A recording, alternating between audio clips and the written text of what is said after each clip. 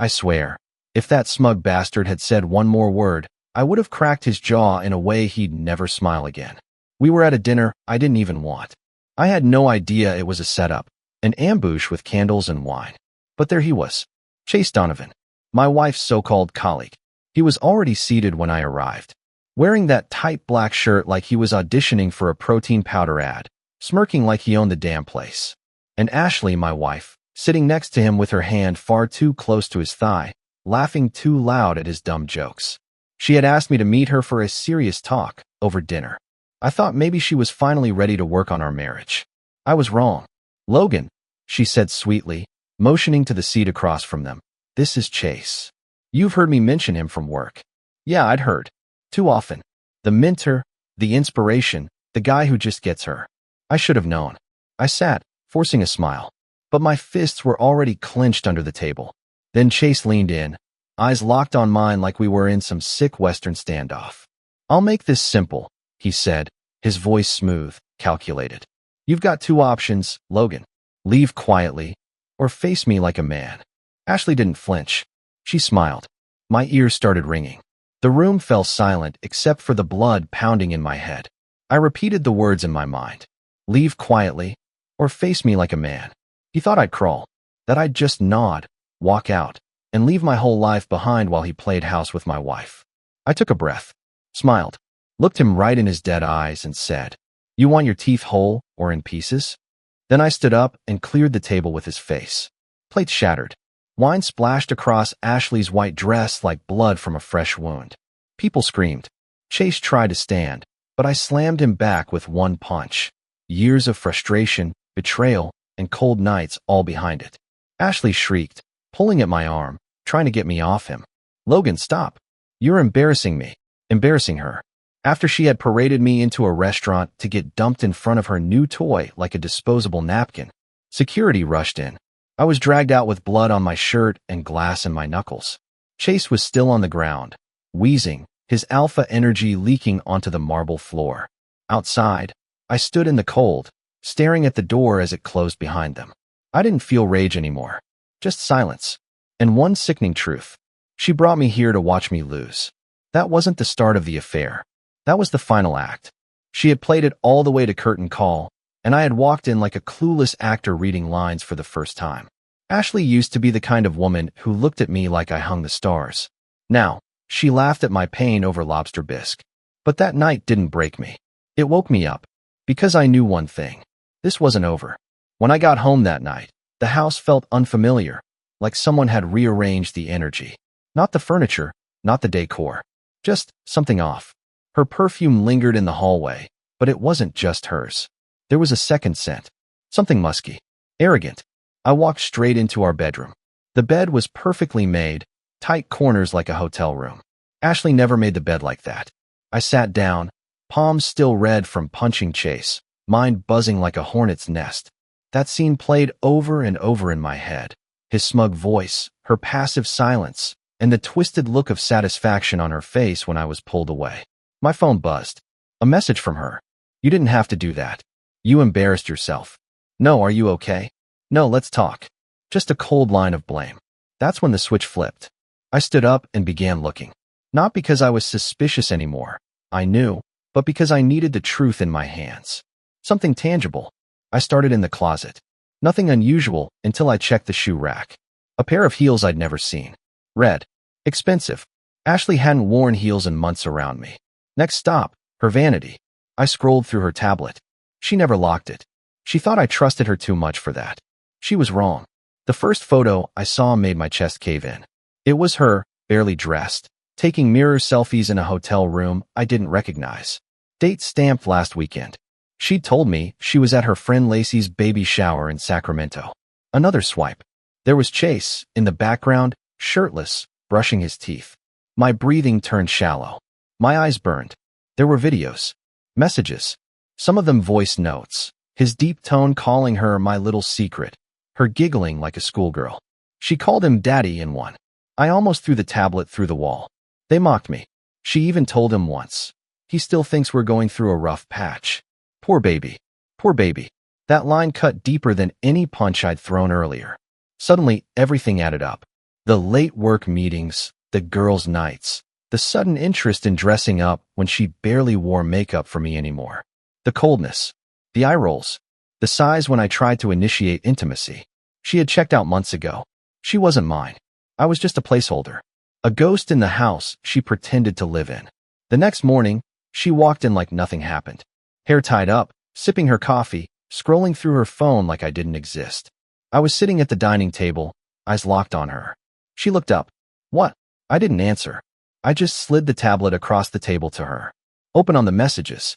Her fingers froze mid-scroll. She stared at the screen for a long moment, then slowly looked up at me. Why were you snooping through my stuff? That's what she said. Not I'm sorry. Not even denial. Just deflection. I leaned forward. You lied to me. You gaslit me for months. You humiliated me in public. You brought him into our lives and treated me like trash while you got off behind my back. And now you're mad I found out. She shrugged. You've been boring for a long time, Logan. You stopped trying. I needed someone who made me feel something. I felt my jaw tighten. And this is what you chose? A cocky douchebag who can barely form a sentence without flexing his biceps. She smirked. At least he listens. At least he doesn't make me feel like I'm wasting my best years waiting for someone to change. That was the moment I realized she had never loved me the way I loved her. She'd loved the idea of me. The man who paid the bills, who built the life. But once the routine set in, once I got comfortable, she got restless. I stood up, walked to the bedroom, started pulling out clothes from the drawers, stuffing them into a duffel bag. She followed. You're just going to leave? That's it. I zipped the bag. You already left. You just didn't tell me. As I passed her in the hallway, she said something under her breath. I stopped. What? She looked me in the eye. Cold. Shameless. You were never man enough for me. I didn't speak. I didn't react. I just walked out that door, bag over my shoulder, leaving the woman I once adored in a house filled with lies. But deep inside, I knew I wasn't done. Not yet. I moved into a short-term rental that night. For walls, no memories, no scent of betrayal, just silence, and that silence was deafening. I couldn't sleep.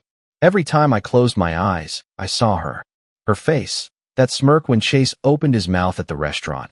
The way she looked at me like I was a fly buzzing around her champagne glass. I kept replaying the messages. Her voice in those recordings wasn't the Ashley I married. That woman used to talk about building a future, about adopting a dog, about kids, for God's sake. This Ashley whispered things into Chase's ear that made my skin crawl. She laughed at my texts, mocked my habits, said I was too soft, too predictable. She told him I was the kind of man who would die paying someone else's mortgage. And he responded, good, we'll let him. I wasn't just betrayed. I was dehumanized. For 3 days, I didn't respond to her calls or texts. She didn't apologize. Not once. Only messages like, you overreacted, we can be adults about this, and let's talk terms. She wanted to negotiate our separation like a business deal. No shame, no regret, just logistics. On the 4th day, she showed up at my door. I opened it, and there she stood, in that fake innocent outfit, sweater, jeans, no makeup, like she was still the girl I once proposed to on that beach in Carmel. Can we talk? She asked. I stepped aside. She walked in, sat down, crossed her legs. Cool as ice. You've had your tantrum. Now we need to figure out what's next. I leaned against the counter. You're acting like you didn't destroy everything we had. She sighed. It wasn't working. You were distant. You didn't see me anymore. I laughed bitterly. I saw you every day. I tried. But you checked out, and instead of speaking up, you found some gym bro with the IQ of a houseplant and gave him what you swore only belonged to me. Don't be dramatic, she said, eyes rolling. It wasn't like I planned it. No? Then explain the hotel bookings, the lingerie I never saw, the videos on your phone. Explain why he felt confident enough to tell me to leave my own marriage quietly. Her lips twitched. You're acting like I committed a crime. No, I said, stepping closer. You committed AF*******ing assassination. You killed the man I was. And you didn't even bury him with dignity. She stood up then, suddenly angry. I needed more. You didn't give it. You were just existing, Logan. Coming home, watching TV, being the same safe, boring guy I married. So instead of fixing it, you found someone to screw behind my back and made me think it was my fault. She walked toward the door. You always had to be the victim. Maybe if you'd been more of a man, you'd still have a wife. I stopped her right there. No, I don't still have a wife. I never had one. I had a parasite. One that smiled while it drained me. She turned back, expression dark. You think you're the only one who suffered? I wasted years of my life pretending I was happy, Logan. You didn't pretend, I said. You lied. And then she said it, casually, like she was talking about buying eggs. I've been with Chase for 6 months. And you know what? I feel alive again. There it was. The truth. 6 months. Every kiss, every night I asked her what was wrong. Every time she pulled away from me in bed, it all made sense. While I was planning our anniversary, she was planning hotel getaways with him. While I worked overtime, she was moaning someone else's name in my car, in my bed, in my ing life. I didn't scream. I didn't cry. I just nodded. Good, I said. Then you don't need to hear what I did yesterday. Her eyes narrowed. What? I pulled a folder from the drawer, dropped it on the table. Inside were bank statements, screenshots, copies of joint account transfers, her secret credit card, hotel receipts, a copy of the conversation she had with Chase about hiding assets. I'd hired someone, a friend who owed me a favor, an ex-cop who didn't ask questions. Ashley's face went pale. Logan, what is this? I looked her dead in the eye. Evidence. I'm filing for divorce. I'm taking everything. And I'll make sure your alpha male knows exactly what happens when you challenge a quiet man and forget what he's capable of when you back him into a corner. She reached for the folder. I snatched it back. We're done. Leave. Her lips trembled. For the first time, just a flicker of fear. But it was too late for tears. Too late for regret. I'd found the truth. And the man I used to be. The one who trusted blindly. Who waited for love to return. He died at that restaurant table. What stood in his place was someone new. And I wasn't done yet. 3 days after I handed her that folder, Chase showed up at my job. Balls a move. Real alpha energy. He waited outside the parking garage like some action movie villain, leaning against his black Dodge Charger with mirrored sunglasses and that same cocky smirk he had at the restaurant. I knew he wanted to play this out like a man-to-man chat. Maybe even offer some backhanded apology, but when I saw him, my blood hit a boil I hadn't felt since high school fights behind the bleachers. Logan, he called out, casual, like we were old buddies catching up. I didn't respond, just kept walking. You got a second? He asked, stepping into my path. I stopped, looked him over. He wasn't worth it. But I couldn't ignore him, not after the damage he'd done. What do you want, Chase? He gave a slow, self-assured shrug. Look, man, I didn't mean for things to blow up like that. I figured she'd break it off with you clean. Didn't know she'd drag you into that whole dinner scene. You figured, I repeated, you figured you could slide into my wife's life, into her body, and I'd just disappear quietly. He raised his hands. I get it. You're pissed. But let's not pretend she didn't make the decision, too. I stepped in closer. She did. And so did you. So whatever fantasy you had about taking over my place, forget it. You're not the alpha. You're just a side piece that got too confident. His smile cracked for a second. You should know, she's thinking about moving in with me. Good, I said. She'll fit in right next to your ego and your protein powders. His face twitched. You don't scare me, Logan. Then you're even dumber than you look, I said quietly, leaning in. Because I should. He clenched his jaw. This doesn't have to get messy. You crossed that line 6 months ago, I said, when you started talking about options. And then I said it again, calm, but deadly. Do you want your teeth whole or in pieces? He flinched. Just a little. Enough for me to see that under all the gym muscle and loud talk, there was fear. He wasn't built for chaos. He was built for mirrors and followers. I turned my back and walked away, knowing that the real damage I would do wouldn't be with fists anymore. Back at the rental, I opened my laptop and started going through everything again. The documents, the timeline, the evidence. My lawyer had already begun drawing up the papers, and the more we found, the more this whole charade crumbled. Ashley had dipped into joint accounts to fund weekend getaways, bought Chase a watch on my dime, even tried to move money under her sister's name. She was sloppy, greedy. But what stunned me most was how easily she had flipped the switch, how she could lie so smoothly, smile through betrayal, act like she was the victim. Every message I uncovered, every receipt I printed, was another nail in the coffin of the woman I thought I knew. Later that night, I got a call from her. I let it ring 3 times before I picked up. "Logan," she said, her voice quieter now, less venom. "What?" I just wanted to say. "I didn't expect you to react like this." "Like what?" "Like a man who got used? Who got stabbed in the back and dragged through your mess." "I didn't mean to hurt you." "Yes, you did. You just didn't think I'd fight back." There was silence on the line. I could hear her breathing. "He's not like I thought," she finally said. I said nothing. "I thought he'd be stronger, more protective." Translation: "You thought he'd save you from the consequences." Another long silence. I made a mistake. I closed my eyes and shook my head slowly, even though she couldn't see it. "No, Ashley. A mistake is forgetting our anniversary. A mistake is saying something cruel in the heat of a fight. You didn't make a mistake. You built this. Lie by lie, week by week, bed by bed. You just didn't think I'd burn it down faster than you could stack it." She tried to speak, but I hung up. I didn't need her apologies. I didn't want her pity. I had spent too long letting her twist me into something I wasn't. She made me doubt myself. She made me question my worth. But standing there, holding the proof of her betrayal and the ashes of our marriage, I felt something I hadn't felt in months. Clarity. This wasn't about revenge anymore. It was about reclaiming my name, my peace, my ing dignity. She could keep her muscles for Brain's boyfriend. I had something better. Freedom. And I was going to use it. The divorce process moved faster than I expected, probably because Ashley didn't want too much of our dirty laundry aired in court. She thought she could intimidate me into a quiet settlement, paint herself as the wounded wife who simply fell out of love. But the minute my lawyer dropped the financial evidence and digital files on the table, her tune changed fast. She didn't cry. She didn't scream. She negotiated like a businesswoman trying to salvage her image. We had one final meeting in person, mediated, formal, quiet. She wore a navy suit and no makeup this time, trying to look put together. Professional.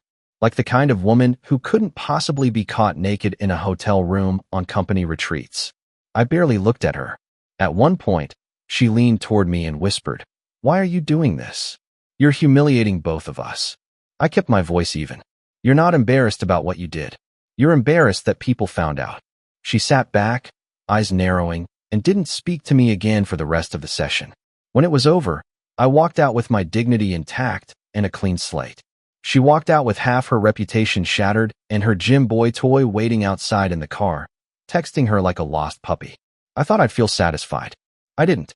There's no victory lap in betrayal. No gold medal for surviving someone else's lies. There's just numbness. And after that, a long, slow rebuild. Nights were the hardest. It wasn't the loneliness, it was the echoes. The silence that used to be filled with her laughter, even if it was fake near the end. The way the sheets didn't smell like her anymore. How I caught myself reaching for my phone to text her something stupid, then remembered she was probably busy doing God knows what with a guy who thought push-ups were a personality trait. I started going to the gym, not because I wanted to be like him, but because I needed to sweat it out. The poison, the anger, the grief, it had to go somewhere. Funny thing, the more I pushed through reps, the more I remembered who I used to be before her. Not bitter, not broken, just me. One night, a friend invited me out to a bar, said I needed to get back out there. I almost didn't go, but something told me I needed the air. That's where I ran into her. Not Ashley, her sister, Rachel. She walked in with a few friends, froze when she saw me at the bar. After a beat, she came over. "Logan, God, I didn't expect to see you here." "Neither did I said.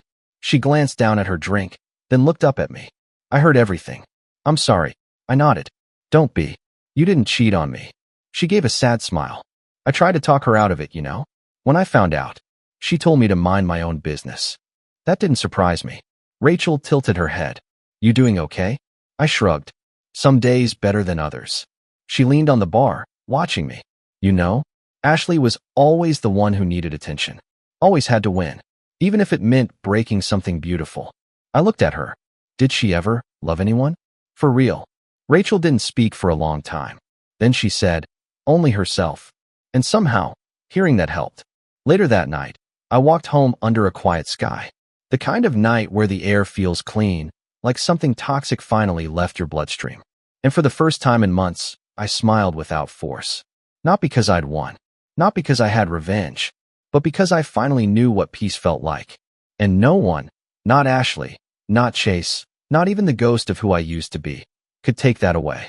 About a week after that night at the bar, I got a message that caught me off guard. It was from Chase. It started with, "I need to talk. Man to man." I almost laughed when I saw it. The same guy who once puffed out his chest and told me to leave quietly now wanted to talk like we were equals. My first instinct was to block him. But curiosity, it's a hell of a thing. I agreed to meet him. Public place. Neutral ground. I picked a quiet coffee shop near the edge of town. He showed up late. Slower than usual. Less polished. His hair was messy. His eyes had bags under them. The smugness was gone.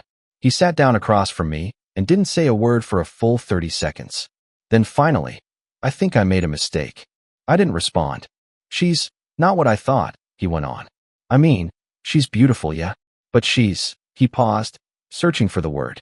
"Poison." I leaned back in my chair. "Welcome to the club. She used to talk about you." He continued, like he needed to confess it all. "Told me you didn't care about her. That you ignored her. That you hadn't touched her in months." I nodded slowly. "And you believed her?" He looked away. I wanted to. There it was.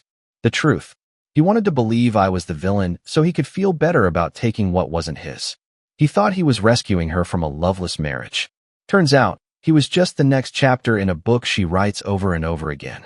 "She's already seeing someone else," he said, eyes low. That made me blink. "Wait, she's cheating on you." He nodded, the shame on his face so thick I almost pitied him. "She met him at her yoga class. Some guy with a boat. She denies it, of course. Says I'm paranoid. But the signs. I know them now. The late nights. The new lingerie. The sudden girls' weekends." He looked up at me. "It's like déjà vu. But this time I'm you." I wanted to feel triumph. I wanted to smirk and say, "I told you so." But all I felt was exhaustion. "You played your part in it, Chase," I said quietly. "Now you get to see what it's like on the other side." He rubbed his face. "I don't think she's capable of real love." "She's not," I said. "She's only capable of attention. And when it runs out, she moves on." He didn't reply, just sat there, drowning in the mess he helped create. I stood up. "Good luck, man. I mean that." He looked up, confused. "You're not mad anymore?" I said. "But anger's heavy. And I've carried enough already." As I walked out of the cafe, the sun hit my face. Warm. Clean. I felt lighter than I had in months. I spent that evening doing something I hadn't done in years, sitting on my porch, barefoot, with a glass of bourbon and silence for company. No phone buzzing. No lies. No masks. Just me. It's strange how betrayal can feel like death when it first hits, but in the aftermath, you start to realize it was the beginning of something else. A shedding of skin. A brutal rebirth. Ashley had called once since the papers were finalized. Left a voicemail I never listened to. I deleted it the second I saw her name. She didn't get closure. She didn't get the last word. That was mine now. I started traveling again. Weekend trips. Hikes. Old hobbies I let fade while trying to keep a marriage alive that was already rotting from the inside. I even reconnected with my brother. We hadn't spoken in over a year because Ashley said he drained my energy. Turned out, she just hated that he saw through her. Rachel texted me occasionally. Nothing heavy. Just check-ins. A shared joke. I appreciated that. She never tried to dig for details or force healing. She just let me exist. One night, she sent me a photo of an old Christmas from years ago. Me, Ashley, and the whole family. I looked at myself in that photo for a long time. The smile on my face. The way I held her hand. I wasn't faking it. She was. That was the difference. I've learned to stop mourning what never really existed. The love I thought I had. The marriage I thought we shared. It was my truth, not hers. And that's okay, because I've got something now she'll never have.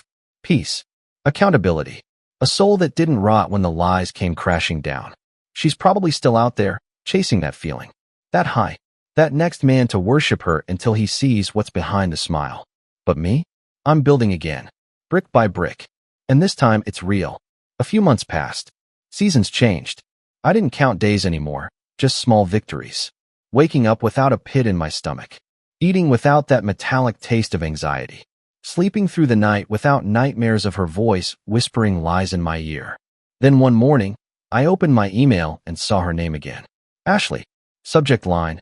Please, just hear me out. I stared at it for a good 5 minutes before clicking. Logan. I know I'm the last person you want to hear from. I wouldn't be writing if it wasn't important. I messed up. I see that now. Chase is gone. He left after I found out he'd been cheating, and now I'm just alone. I've had time to think. About everything. Us. What I did. I don't expect forgiveness, but I need you to understand that I was lost. I wasn't trying to hurt you. I was trying to feel something. Anything. And I realize now the only time I ever felt truly seen was when I was with you. You were always there. Maybe I didn't appreciate it then. Maybe I was too blind to see how rare that was. Can we talk? Just once. Please. Ash. I read it once. Then again. Then deleted it without replying. Because here's the thing. She didn't want me. She wanted the version of me who hadn't learned to live without her yet. The man who used to bend, shrink, and compromise to keep her happy. But that man died when she chose to humiliate me in public and dared to treat me like a burden she couldn't wait to shake off. What she really missed was the safety, the loyalty, the comfort of knowing someone would clean up the emotional mess she made. She didn't miss me. She missed being adored. That's the difference. And by then, I was already seeing someone new. Her name was Claire. I met her by accident at a bookstore. I dropped a copy of The Stranger by Camus. She picked it up, looked at the title, and said, "Heavy read for someone with kind eyes." We talked for an hour that day. Then coffee. Then walks. Then nothing for a few weeks, because I didn't want to rush into anything. I had scars. I told her that. She said, "Good. Scars mean you're healing." She didn't rush me. Didn't interrogate. She just showed up. Steady, honest, warm. With Claire, everything felt easy. No pretending. No need to prove I was enough. She didn't ask about Ashley much. Only once, when she saw the way I stiffened after my phone buzzed, and I saw that name again. "You don't owe me the story," she said. "But if you ever want to tell it, I'll listen." And I did. Eventually. On a quiet Sunday with rain tapping the windows and her hand in mine, I told her everything. Not because I wanted sympathy, but because it felt good to release it all into the air and let it drift away. Claire didn't say much, just listened. And when I was done, she looked at me and said, "That was never about you." That was her broken reflection trying to find a mirror. That line stuck with me. One night, I found myself driving past the old house. Hours, back when it still felt like something sacred. It looked smaller now. Dull. Lifeless. The lawn was overgrown. The shutters crooked. Like it had given up trying to look pretty. I didn't stop. Just drove by. And I smiled. Not out of spite. Not because I'd won. But because I survived. Ashley once told me I was too soft. That I wasn't built to face chaos. That I'd crumble without her. But here I was, standing tall, scarred but unshaken. The storm came, and it passed. And all it did was clear the view. Now I see the world better. I trust sharper. I walk stronger. I laugh deeper. There's a strange peace in losing everything. It makes you appreciate what's real. Like mornings that start with coffee and no secrets. Like quiet evenings with someone who speaks gently and means every word. Like knowing that love, real love, doesn't come dressed in chaos. It walks in soft and stays when the rest leave. It was a crisp evening, the kind where the sky turns to velvet and the air smells like something beginning. I was sitting on the balcony of my new place, smaller than the old house, but warmer in all the ways that mattered. Claire was inside, humming softly in the kitchen, barefoot and dancing to a song only she could hear.